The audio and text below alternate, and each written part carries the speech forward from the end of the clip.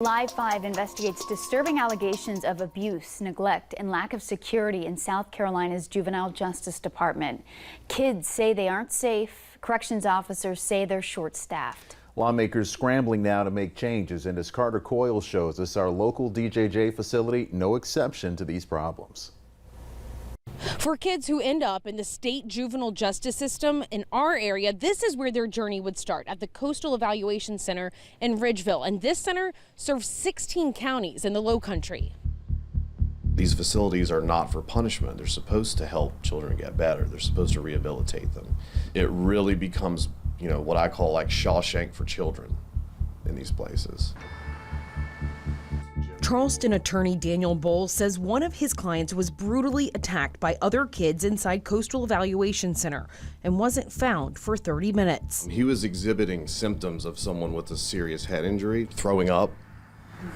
He was bleeding out of his ears. I'm not a doctor, but to me, those are things I just recognize as a layperson are indicative of a serious head injury. In that particular case, who was responsible and how could it have been prevented? DJJ is responsible for the safety of the children in its custody, period. It became apparent to me that they were chronically understaffed and that the staff was poorly trained. They didn't call an ambulance. They put him in a van, in their own van, and drove him in shackles. He says Coastal staff took the boy to Somerville Medical Center and they life-flighted him to MUSC Children's for serious head trauma and a fractured skull. The case settled for $240,000, but he still has several other cases pending against DJJ. Every kid I've represented who is either gravely injured, sexually assaulted, or stuck in isolation for weeks on end, there is no dollar amount that they want. They would prefer to have a time machine and go back and unlive it.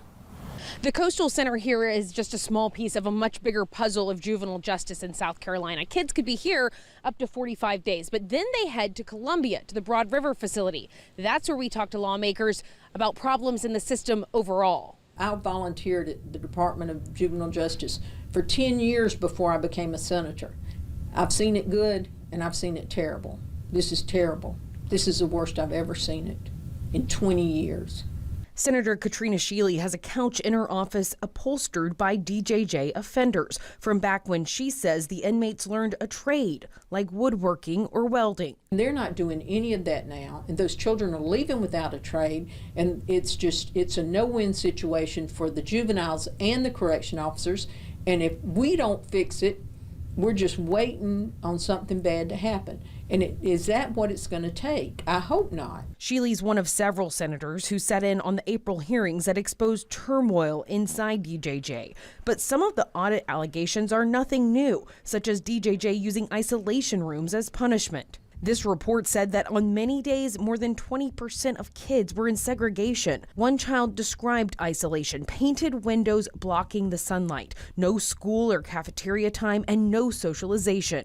He said after 23 days, quote, "Being in lockup makes me feel suicidal because I'm claustrophobic." They never were set up to provide the mental health treatment that these youth need. Beth Franco leads Disability Rights South Carolina and estimates at least 10 to 15% of the kids at Broad River have serious mental health conditions. As a parent, if I had a child suffering with a mental illness and I knew my child needed treatment and appropriate placement, I would not want my child to be at the juvenile justice facility. These kids are being traumatized even more. They are pushing for DJJ and the Department of Mental Health to create a no-reject, secure psychiatric facility for the mentally ill children in the system. In another first-hand account in this report, a girl was serving time for petty larceny. She said, quote, "It was horrible. I was sexually assaulted by another juvenile. It feels like I'm being treated like an animal and a slave." This week, state senators voted no confidence in DJJ Director Freddie Pugh, a message demanding Governor Henry McMaster appoint someone new. I'm crying like a big baby. I miss Miss Means. I'm sick of prison. I just can't take it. As Shealy flipped through letters from DJJ kids she's met over the years, she said her hope is that immediate changes can balance compassion for the kids with discipline they need. It's not any better. It's not going to get any better until they make some changes at the top. For Live 5 Investigates, I'm Carter Coyle.